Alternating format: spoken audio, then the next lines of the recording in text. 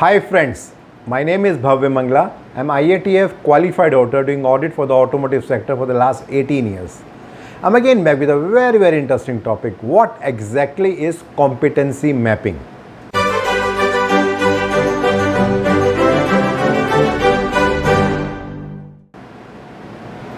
Well, when we think about any function which is happening in our family, say for example there is a marriage. So what we do? We make a list that what are the different things that we need to do, what are the different things that we require to purchase. Then once we do that, then we see that what are the present things that are with us. Then what are the gaps, we go to the market and we purchase all those things. And then we also verify that now whatever is the requirement, whether it has been taken care or not, and if not, we take some action on that. If you think, in a way I am talking about PDCA, Plan, Do, Check, Act. Something exactly is happening in competency mapping. So in this particular video, I am going to talk about what exactly is competency, what exactly are the different steps with respect to competency mapping.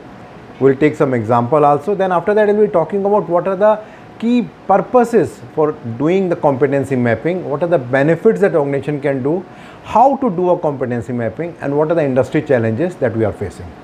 So let's first start with the basic definition of competency mapping. So when we talk about competency mapping, primarily our intent is it is a process of identifying the key competencies which have the ability to perform efficiently, achieve the goals of the organization, and make the organization successful. In fact, one of the key goals is to gain an awareness of the current skills which are there in the organization, as well as identifying that what are the possible gaps. So whenever we need to identify the competencies, there are four key ways in which we can do it: education, experience, training, and skill. So when we talk about education, our intent is that what are the minimum qualification that is required for a person, which should be there so that the person can perform the duty well.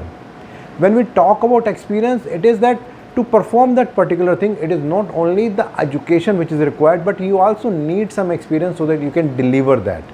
And thirdly, when we talk about training, here the intent is that you should get some specific training so that you can perform that particular work apart from the basic education that you are having. So for that, training is required. And then finally, the fourth important thing is skill. There are certain things for which you require a certain kind of knowledge through which you can perform a task. So for example, when you are checking a particular component just to see that whether there is any defect or not, at times your education, your training, your experience may not be sufficient, but then your skill to identify those minor gaps play a very important role. Just to give an example, let's take an example of a person who should be appointed for a molding job in the molding department. Now there are again four key things as I talked about: education, experience, training, and skill. Now for the production person, maybe the first thing that we require is maybe a diploma or engineering in the plastic technology or in mechanical engineering. When we talk about experience, it can be at least 2 years in the manufacturing industry, preferably a molding industry. Then training, how to set up the molds, how to do job setup, how to achieve the production target. And then finally, when we talk about skill, it is about how to identify the molding defects and how the person can do the statistical study. Now coming to point number 2, what are the different steps with respect to competency mapping? So I'm going to talk about 7 different steps with respect to competency mapping. The first and the foremost important step is talking with respect to developing a framework for the core competency of the organization. So primarily the intent is we are identifying that what are the key things which is required for any position and for any level, and it should be based on education, experience, training, and skill. Once we do that, the step number 2 is to set the competencies assessment levels for all the designation.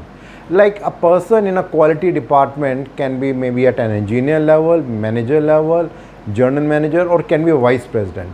Now for each level, what exactly is the competency level which is desired? Again, it can be based on education, experience, training, and skill.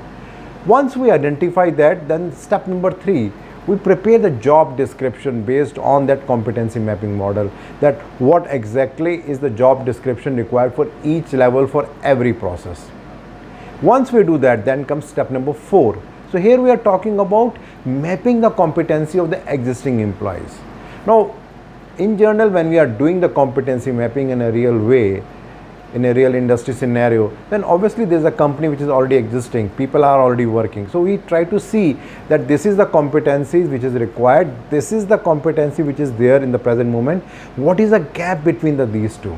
So once we do that, then the next step is step number 5. Whatever gaps are there, then we try to bridge those gaps in the competencies, maybe by giving training, maybe by giving some sort of other kind of exposures, so that that person can come as much closer to the competency targets that we are having. So once we do that, the step number 6 is with respect to verifying the effectiveness of all the actions that we have taken. Say for example, we have given training to the people. So what happened to the training, whether the training is effective or not, whether it has improved the competency or not, that is step number 6. And then step number 7, whenever we are selecting a new employee in our organization, at that time also we go through that entire process and we try to see that whether the person who has given the CV is meeting all those requirements or not. If we think that that person is near to that, then we can call that person, and through different ways we try to find out whether that person can meet those competency or not. Now let's take one example with respect to any design engineer. So what can be the possible competencies which may be required? So there may be many things which can be there for a product designer, maybe say 8 to 10 competencies, and there can be different levels from none to the maximum level. Say there are 5 different categories. Now when we do the interview or we do the competency gap analysis, so after that we can identify that with respect to all the competencies that we have identified in the beginning, what exactly is the present status. So maybe we find that in certain cases the competency level is very high, in certain cases it may be somewhere in between, and there can be few areas wherein the competency level is very low. And then based on the requirement, then the organization can decide what needs to be done so that the competency level can be maintained. So that brings a very interesting question. What exactly is the purpose of doing this competency mapping? What purpose it is going to serve? So there are 4 key things which can happen. The first and the foremost thing is it helps the organization to know the attributes that will improve the employee productivity.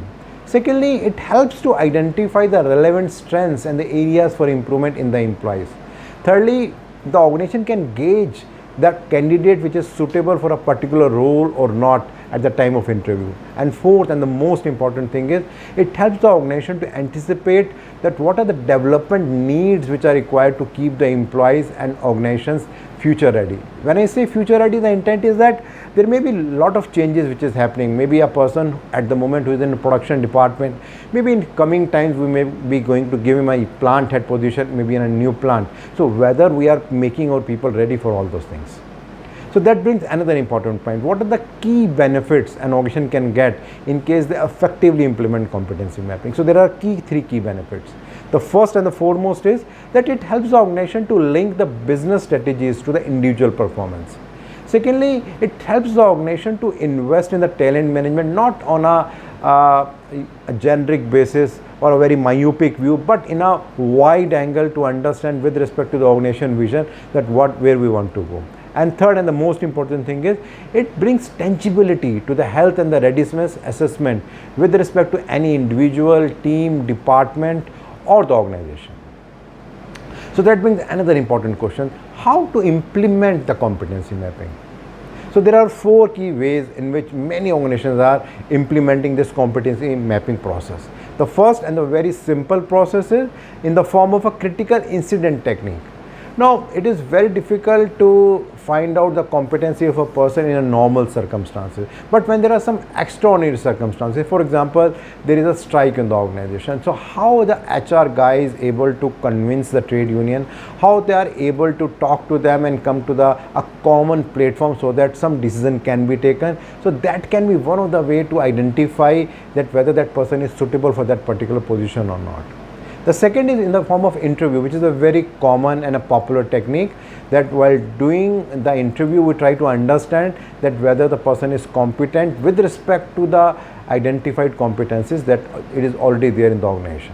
The third very popular way is in the form of questionnaire, Many organizations give a detailed questionnaire to the employee or a candidate who is going for an interview, and then through all the answers that person is giving, the organization try to identify that whether that person is capable or suitable for that particular position or not. And of late, for the last couple of years, many organizations are going for psychometric test, and this psychometric test is helping the organizations to understand that whether that person is fitting to that particular position or not, because at times initially, say for example for the position of GET, graduate engineer training, there are so many people who are there. So how to identify that which are good and which are not good?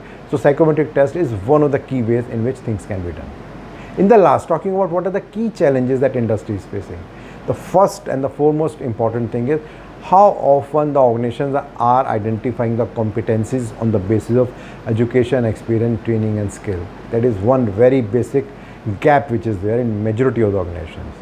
The second thing is, even if the competencies are identified based on that, how often we are actually using them in real implementation to see that whether whomsoever is getting appointed or when we are upgrading to the next level, whether those people are fulfilling all these requirements or not. And the third and the most important thing is, the things are changing very fast. The growth is happening a lot.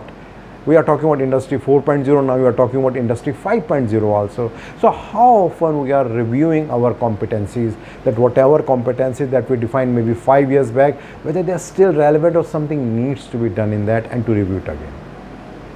So if I do a summary, I talked about what exactly is competency, what is competency mapping, what are the different steps of the competency mapping, what exactly is the purpose of competency, what are the benefits that organization can get if they effectively implement the competency mapping, then how to do the competency mapping analysis, and in the last I talk about the key industry challenges with respect to that. My next video will be with respect to how to monitor the training effectiveness. Regularly I am getting a lot of feedback from your side and they are helping me to understand your expectation. So please do continue that. And in case you want to understand a little bit more about this particular video, you can go to that link below and you will find a blog there, and where you will find this information in much more detail. And in case you are liking these kind of videos and blogs, you can always share with your friends and colleagues, and you can subscribe to my YouTube channel and my website bhavyamangala.com. Thank you.